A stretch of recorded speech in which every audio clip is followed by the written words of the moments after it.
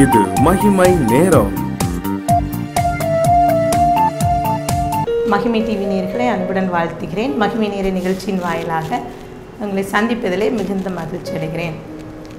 தொடர்ந்து யோபுக்கு எழுந்த 7 கேள்விகள் என்ற தலைப்பின் கீழே நாம் தியானித்து வருகிறோம். வசனம் இவ்வாறு சொல்கிறது, யோபு 7:17-18 மனுஷனை நீர் ஒரு பொருட்டாக எண்ணுகிறதற்கும் அவன் மேல் சிந்தை வைக்கிறதற்கும் காலைதோறும் அவனை விசாரிக்கிறதற்கும் நிமிஷந்தோறும் அவனை சோதிக்கிறதற்கும் அவன் என் மாத்திரம்.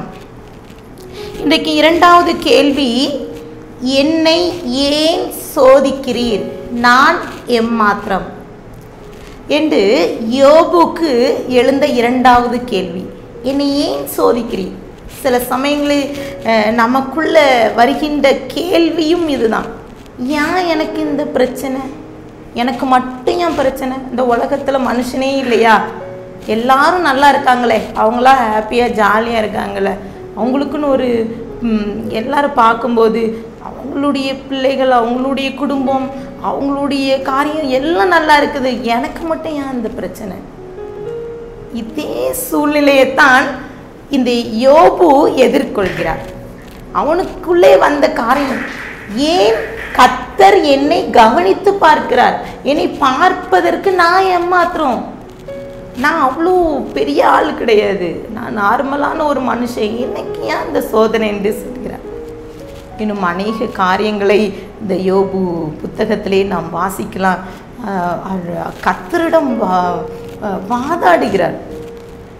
ஆண்டவரே, என்னுடைய நியாயத்தை நீங்கள் விசாரிக்கணும், அப்படி என்னை விசாரிக்கிறதுக்கு நீர் ஒரு மனுஷனாக இருந்தனா நான் மனுஷன்ட்டு போய் நான் கேட்கலாம். நீ கர்த்தர் தேவனாக இருக்கிறீர், உங்களுக்கும் எனக்கும் இடையில நின்று பேசுறதுக்கு எனக்கு யாரும் இல்லை, என்னை விசாரிக்கிறதுக்கு யாரும் இல்லை என்று யோபு ஆண்டவரோடு பேசுகிறார்.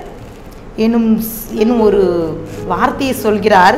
ஆண்டவரே, நான் உம்மோடு வழக்காட முடியும், ஆனால் நான் குற்றவாளி என்று நீர் சொல்வீரானால் நான் என்ன செய்ய முடியும்?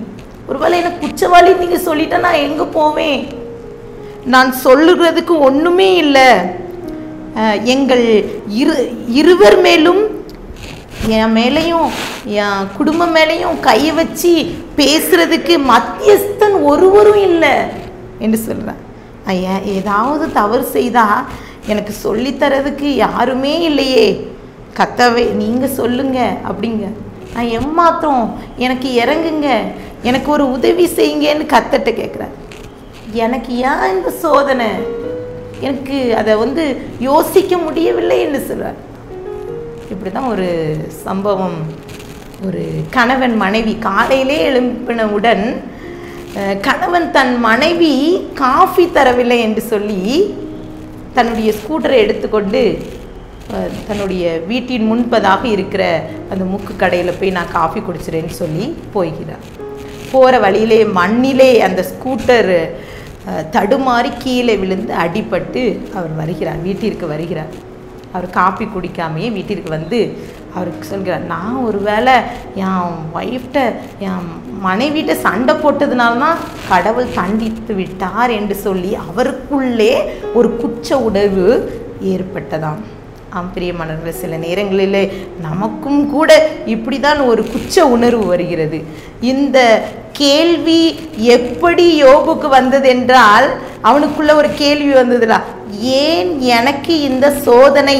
அந்த கேள்வி எப்படி வந்ததுன்னா, ஒருவேளை நான் தப்பு செஞ்சிட்டேனோ, அப்படி தப்பு செஞ்சால் எனக்கு சொன்னால் கூட நான் ஒருவேளை திருத்தி இருந்திருப்பேனே, ஏன் எனக்கு இந்த சோதனைங்கிற கேள்வி. இன்றைக்கும் கூட இந்த வார்த்தையை கேட்டுக்கொண்டு இருக்கிற உங்களுக்கும் கூட ஏதோ ஒரு விஷயத்தில் எனக்கு ஒருவேளை நான் செஞ்ச தப்போ, என் குடும்பத்தில் யாராவது செஞ்ச தவறோ, என்னுடைய முன்னோர்கள் செய்த பாவத்தினால தான் எனக்கு இந்த பிரச்சனை இருக்குதோன்னு சொல்லிக்கிட்டு கூட நீங்கள் கேள்வியோடு யோபுக்கு வந்த கேள்வியை போல உங்களுக்கு எழுந்து கொண்டு இருக்கலாம். அந்த கர்த்தர் இன்றைக்கு ஒரு வார்த்தையை தருகிறார். அவர் குற்றம் சுமத்துகிறவல்ல, குற்றம் சுமத்துகிறவன் அவன் பிசாசு. அவனுக்கு யோபுக்கு தெரியாது. அவரை யோபுவை குச்சப்படுத்தி அவனை எப்படியாவது அழிக்க வேண்டும் அப்படி பின்பலத்திலே நின்று யோபுவை வாதித்தது இந்த பிசாசின் தந்திரம் என்று தெரியாது. ஆனால் இந்த பிசாசுடைய தந்திர வலைக்குள்ளே சில நேரங்கள் நாமும் சிக்கி விடுகிறோம். வியாதி, விபத்து, இழப்புகள், அவமானங்கள், பிரச்சனைகள் வரும்போது நாமும் இதைத்தான் நாம் கேட்குறோம். ஒருவேளை நான் செஞ்ச பாவமோ?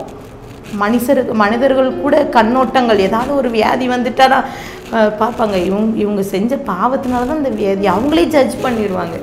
அதைத்தான் இன்றைக்கு யோபுக்கு எழுந்த கேள்விக்கு கர்த்தர் கொடுக்கிற பதில்.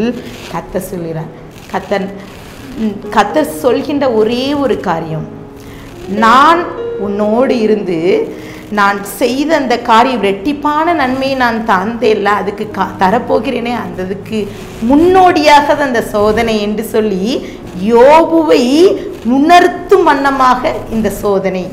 இன்றைக்கும் கூட இந்த வார்த்தையை கேட்டுக்கொண்டு இருக்கிற நமக்கு கூட கேள்விக்கு பதில் தெரியாமல் இருக்கலாம். அந்த சோதனைக்கு முடிவில்லையா என்று சொல்லி கூட கேட்டுக்கொண்டிருக்கலாம். கர்த்தர் இன்றைக்கு ஒரு பதிலை தருவார். ஆண்டவர்கிட்ட ஒப்பு கொடுத்து ஜெபிங்க. கர்த்தர் குற்றவாளியாக நம்ம தீர்க்கிறவர் அல்ல. குற்றத்தை மறைத்து அவர் இரத்தத்தால் கழுவி நம்மை பூசி நம்மை கழுவி சுத்திகரிக்கிற தேவன் என்பதை நாம் நிச்சயத்தை நாம் பெற்றுக்கொள்வோம். கண்களை மூடி ஜெபிக்கலாம். அன்பின் பரலோக தகப்பனை ஸ்தோத்திரிக்கிறோம்.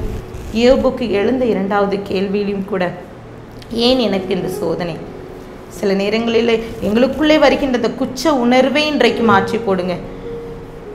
பிசாசு கொண்டு வருகிற அந்த இச்சையான இந்த காரியங்கள், குற்ற உணர்வுகள், இதெல்லாம் எங்களுடைய இரத்தத்தை கொண்டு கழுவி நீர் சர்வ வல்லமையுள்ள தேவன், நீர் எங்களுக்கு வெளிப்படுத்தி நீங்கள் எங்களை பாதுகாக்கிறவர். யோபுக்கு அந்த வேலியை எடுத்துவிட்ட தேவன் அவனுக்கு பாதுகாப்பை கொடுத்தார். அவனுடைய நாட்கள் 140 நாட்கள் அவன் வாழ்ந்தான் என்று சொல்லி பார்க்கிறோம். இன்றைக்கு எங்களுடைய ஆயுசு நாளை கூட்டி கொடுங்க, நன்மையானதை தாங்க. நாங்கள் பெற்றுக்கொண்ட ஆசீர்வாதம் பலரும் பார்த்து சாட்சியுள்ள ஜீவியம் வாழ நீங்கள் கிருபை தாங்க முடிய கரத்தில் கொடுக்குறேன்.